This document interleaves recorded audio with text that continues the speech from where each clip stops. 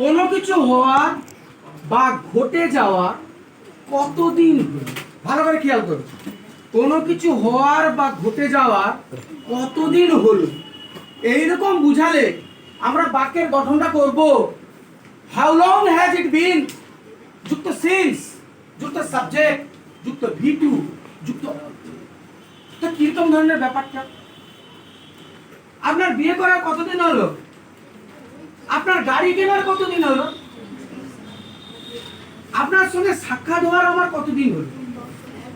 এই ধরনের বাক্যগুলো আমরা প্রায়ই বলে দেয়। তো এই ধরনের বাক্যে ট্রান্সলেশন যখন আমরা করব তখন কিন্তু আমরা এই সূত্রটা ইউজ করব। হাউ লং হ্যাজ ইট বিন যুক্ত সিন্স যুক্ত সাবজেক্ট যুক্ত ভি টু যুক্ত তা তোমার সঙ্গে সাক্ষাৎ হওয়ার আমার কতদিন হলো? যদি আমি এই বাক্যটা বলি, তোমার সঙ্গে সাক্ষাৎ হওয়ার আমার কতদিন হলো, বাক্যটা খেয়াল করো। আমি একটা বাক্যটা লিখতেছি, তোমার সঙ্গে সাক্ষাৎ হওয়া আমার কতদিন হলো? আমার কতদিন হলো?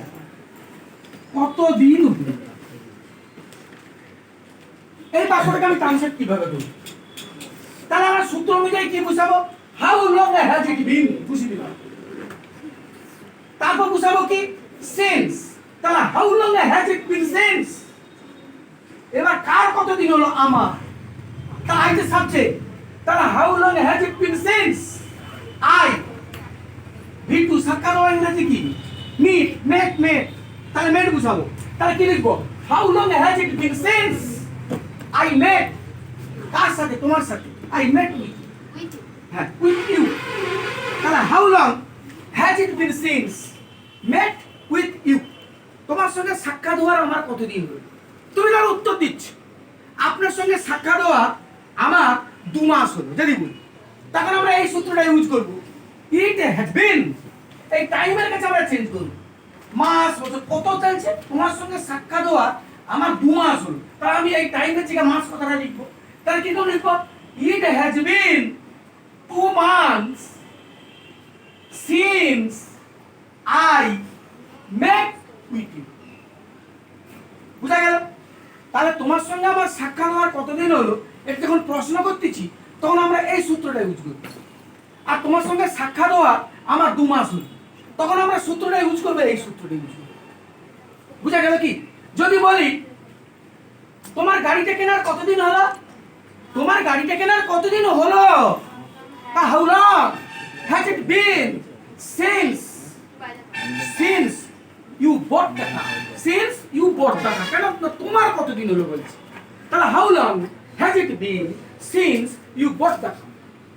তখন তুমি ঘুরে বলছো যে আমার গাড়িটা কেনার 2 বছর, তখন আমি উত্তরটা করব it has been, এই টাইমের কাছে তাহলে ইয়ার লিখবো, কত ইয়ার লিখবো, তাহলে it has been 2 years। না you bought, you has been 2 years since you bought that, since বুঝাইতে হবে, since you bought it। তাহলে তোমার সঙ্গে সাক্ষাৎ হওয়ার আমার কতদিন হলো। আবার বলতে পারি তোমার গাড়িটা কেনার কতদিন হলো, বা বলতে পারি তোমার বিয়ে পাস করার কতদিন হলো। যদি এইটাকে বলি তোমার বিয়ে পাস করার কতদিন হলো, তাহলে how long has it been since you passed, you subject V two চাইছে, ইউ পাসড বিয়ে হলো। আবার যদি বলি আমার বিয়ে পাস করার 2 বছর, তা কি লিখবো? ইট হ্যাজ বিন, এই টাইমের কাছে বদলাবে, it has been 2 years since কি